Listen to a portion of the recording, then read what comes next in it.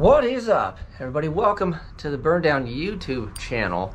This is a bit of a different style video, but a friend of mine reached out.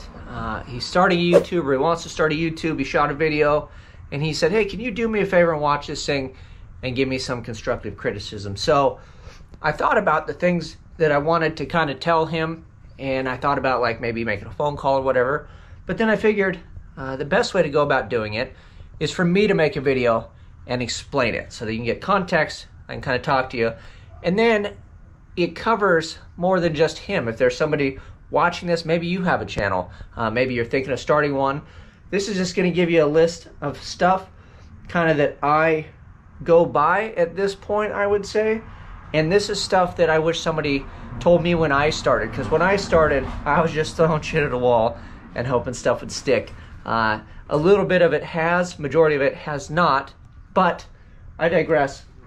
Let me get into this. I just jotted this down in a couple minutes, but these I feel are pretty strong points.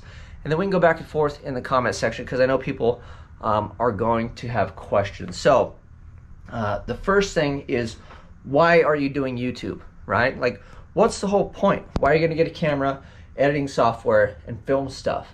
Why do you wanna do YouTube? And I feel like this is one of those things where you have to be honest with yourself, because at a certain point if you're like, oh, I just want to do this or do that, just be clear with why you're doing it. Do you want to be the next Cletus McFarland?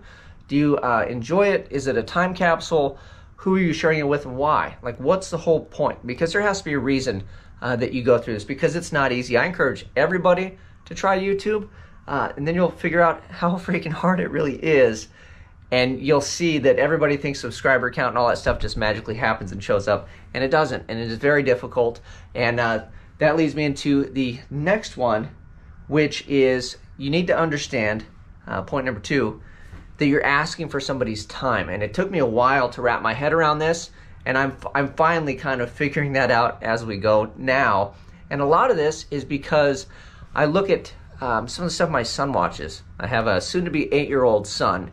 He watches the most annoying, like, beta male dudes on the planet that sit there and scream like little girls and play video games, and they have an astronomical amount of followers. And you know, I look at that and you're just puzzled, right? Like, geez, man, and the views these guys get and stuff when you start getting into YouTube and you kind of pay somewhat of attention to that, you're just like, I don't get it. So for the longest time I didn't understand, but if you think about it, the audience that I have, that I'm asking for their time, are busy. They're 18 to 40-year-old males typically. You guys are into cars and hot rods, so that means you don't have a lot of time to watch me ramble or work on my stuff if you have your own stuff to go and work on, right? And then you probably have a family, bills, everything else under the sun. So you're asking people for their time. If you're starting an automotive YouTube channel, it is very hard to get them to give you their time, because let's all be honest, that's the real currency of life, and there's a lot of value in it. Except if you're an 8-year-old boy like my son, he fires up all the freaking YouTube channels for the video games and stuff that he likes and passcodes, and he just spends a bunch of time on there looking at rubbish, essentially. But if I put myself in his shoes, when I was younger, I mean, how much time did we screw off doing all kinds of random stuff when you were a kid, like riding your bike and playing kick the can or hide and go seek or whatever you were doing, taking hikes, playing on the train tracks?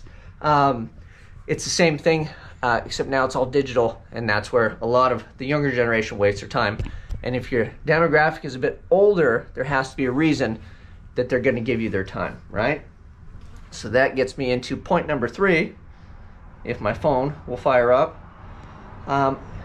is what are you offering someone? So this goes with the time thing. So that's why I didn't want to say the what are you offering first. I wanted to explain why you needed to offer something. So is it entertainment?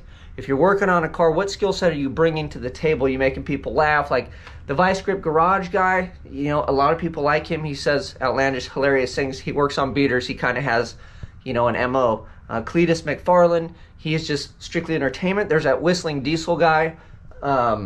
He just sets things on fire, breaks things, and makes people angry because he's destroying stuff they can't afford.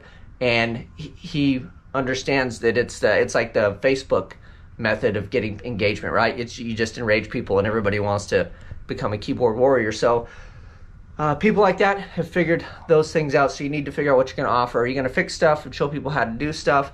But then again, this could go back to why. Like, if you don't want to be Cleese McFarland and Whistling Diesel and all these big names, and you just want to do it for you and for a specific reason and showcase whatever it is, or have a time capsule of your adventures, you're more than free to do that, right? So you don't have to be the biggest on the planet. But again, you got to be honest with yourself of why you're doing it, because you're just wasting your time if you're not. So almost the final 1, 2, 3, 4, 5th point I'm gonna make, which I guess kind of coincides with this video because it's already short, is you have to get to the point, right? A lot of us, especially when you're not comfortable on camera, when it's new and you're doing exactly what I'm doing now, you're holding a camera, nobody is in here with you, and you're just talking to the universe like an idiot. You have to realize there's people on the other side of the camera. They're not there right now in this instant, but as soon as I publish this video, that's when you guys show up. So it's like a delayed audience, but we have an audience, or you have an audience, and you have to realize that the camera is your audience. So if it takes you several times to say what you need, my suggestion in that, being concise, is know what you want to say before you turn the camera on, and have a good idea where you're going with it, and then film stuff in steps, right? Don't just turn the camera on and wander around and not know what you're doing with it. Figure out what you're gonna do before you fire the camera up, and then cover that portion of it, right? And then you can get on to the next thing. And then you don't have to use jump cuts, you can use transitions or however you want to do it, but at least have an idea. And if you're good at rambling, I guess, and you can just fire things up and everybody just wants to hang and hear every word you say, then you're gonna have a great time because you don't have to edit and you don't have to think about what you're doing, you just let it ride, right? So the last point, and the most important point I can give you a pointer or tip for this whole deal, is to enjoy it and to have fun. It's like everything else, every other hobby or anything in life that you do. If you don't enjoy it, you're not going to want to do it. And it does have ups and downs. You're going to put videos out that you think are your best videos, and people are going to trash them or not watch them. You're going to put stuff out and not understand why people even engaged and watched it. But the main thing is enjoy making videos and make videos. I think I heard Mr. Beast say that. He was like, make 100 videos. But yeah, I would say the more you do it, the better you're gonna get, and you won't have to think about being concise and think about all this stuff as much, but kind of have a plan of action. Why are you even gonna do it?